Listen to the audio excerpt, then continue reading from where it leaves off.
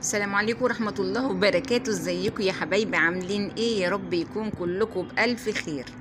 مدام هناء، الدكتورة رباب، ماما بطة، ام ريبال، كوثر، أميمة، فراولة، برستيج، بسمة، ام فياض، وانا والعسل. مين تاني؟ كل حبايبنا يا رب ما يكون نسيت حد. كل المتابعين اللي بيحبونا وبيحبوا مدام هناء وبيحبوا الدكتورة رباب ينورونا ويشرفونا. انا عزماكوا على ايه؟ عزماكوا على لب، نتسلى بلب. هتقولي بتعزمينا على لب يا ايوه، انتوا ما تعرفوش اللي فيها اصلا. اللب ده اتضح ان هو مفيد جدا للجسم واحنا ما نعرفش. احنا فاكرين ان اللب ده مجرد شوية لب بنتسلى بيه، طلع في الاخر انه هو مفيد جدا جدا للجسم. فعشان كده قلت لكم تعالوا ناكل لب ونتسلى ونتكلم مع بعض. حبايبي، انا كنت قاعدة بتكلم مع بنتي بقول لها اللب ده حلو، الملح بتاعه خفيف عشان الضغط وكده. فيدوبك خلصت مع بنتي الكلام بفتح التليفون الاقيه جايب لي فوائد اللب. يا نهار ابيض، انت قاعد بتسمعنا، قاعد بتشوفنا بنقول ايه وبتطلع لنا الحاجة اللي احنا بنتكلم فيها. بصيت لقيتهم بقى ما شاء الله جايب لي فوائد اللب.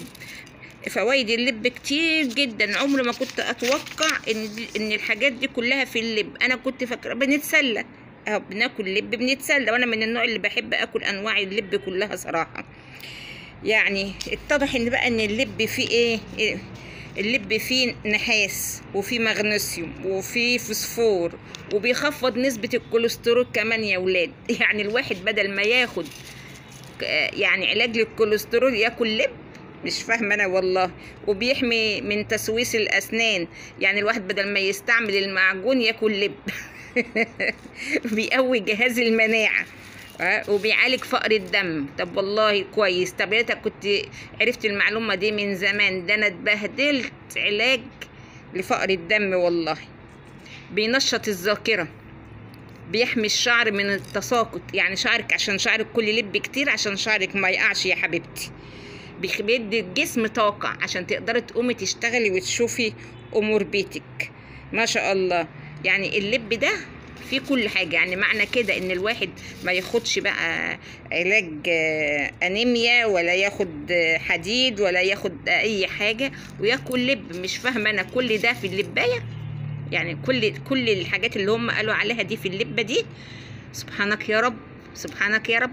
فهاتوا بقى يا بنات اللب السوري وناكل كلنا لب سوري. انا اللي شغلني اني انا بتكلم في موضوع، وده مش اول مره تحصل. اتكلم في موضوع الاقيه جاي لي، لا حول ولا قوه الا بالله. في يعني سامعيننا احنا بنقول ايه وبيجيبوا لنا الحاجه اللي احنا بنتكلم عليها. يعني قلت لكم، انا جبت لكم بقى كده ايه، يعني حاجة بسيطة كده عن اللب. وبعدين محدش يقول عزمنا على لب، ماله اللب؟ ما شاء الله ده حلو اهو، نعمة وفي فايدة كتير قوي للجسم. عايزين ايه اكتر من كده؟ ده احسن من اي حاجة. قلت اقول لكم على فوائد اللب يمكن ينفع حد. يلا يا بنات، طولت عليكم. اللي ما اشتركش في القناة يشترك ويفعل الجرس عشان يوصل له كل جديد من عندنا. مع الف سلامة.